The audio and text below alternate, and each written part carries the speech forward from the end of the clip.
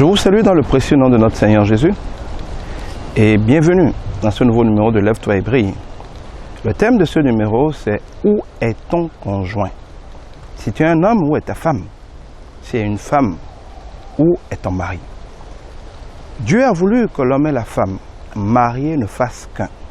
En réalité, Adam, créé en Genèse 1, était esprit. Il y avait en lui homme et femme. C'est dans la formation de l'homme en tant que corps que Dieu a fait d'abord Adam, l'homme, et a tiré ensuite de ses côtes. Donc c'est une seule chose qui se divise. Ève, sa femme. Et Dieu a dit clairement dans sa parole que l'homme seul, ce n'est pas bon. Et il a réagi à cette solitude en créant lui-même la femme pour compléter l'homme.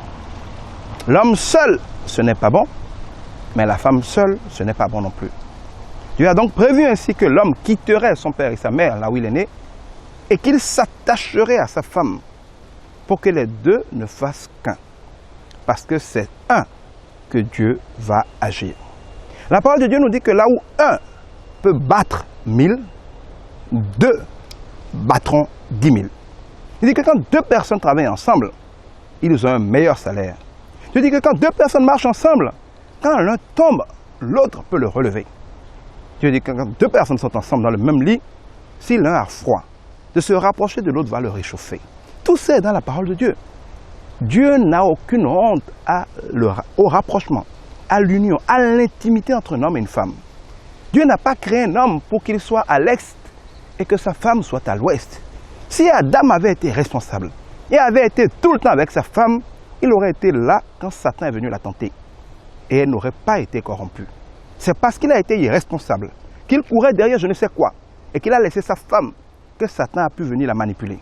Le problème, c'est qu'une fois la femme vaincue, une fois la femme corrompue, elle a le charme naturel, elle a l'influence suffisante sur son mari, qu'elle ait officiellement l'autorité ou non, pour le manipuler et obtenir de lui qu'il la rejoigne.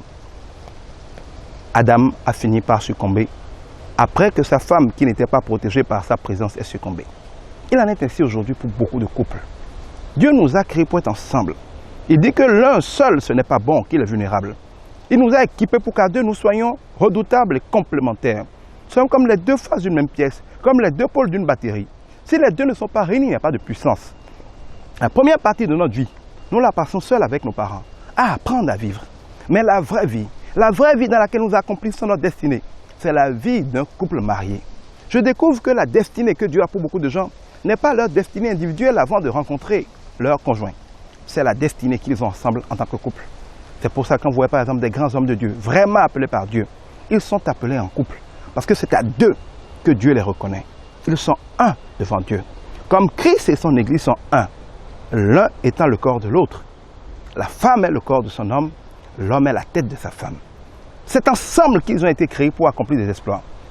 Chacun d'entre eux a des faiblesses, compensées par les forces de l'autre. Et chacun sait que ces faiblesses sont complétées par ce que Dieu a donné à l'autre. Quand Dieu veut que vous accomplissiez des choses, une partie de ce qu'il vous faut est en vous, mais l'autre partie est dans le conjoint que Dieu vous a prévu. Tant que vous n'aurez pas trouvé ce conjoint, vous n'accomplirez jamais ce pourquoi vous avez été créé. Et si vous vous mariez à la mauvaise personne, c'est que chacune de vous ou chacun de vous va vivre la mauvaise vie parce que vous n'êtes tout simplement pas attelé à la bonne personne. Mais le problème aujourd'hui, et là j'interpelle les responsables politiques, les autorités, les intellectuels, les opérateurs économiques et la plupart des hommes dans notre pays, le Bénin. Je ne sais pas si c'est pareil au Togo, mais il me semble, trop d'hommes qui se disent responsables, qui se disent des autorités, se baladent pendant des années sans qu'on ne voit jamais leurs femmes. Ce n'est pas pour rien que la constitution du Bénin, par exemple, prévoit que pour être président, il faut avoir une femme.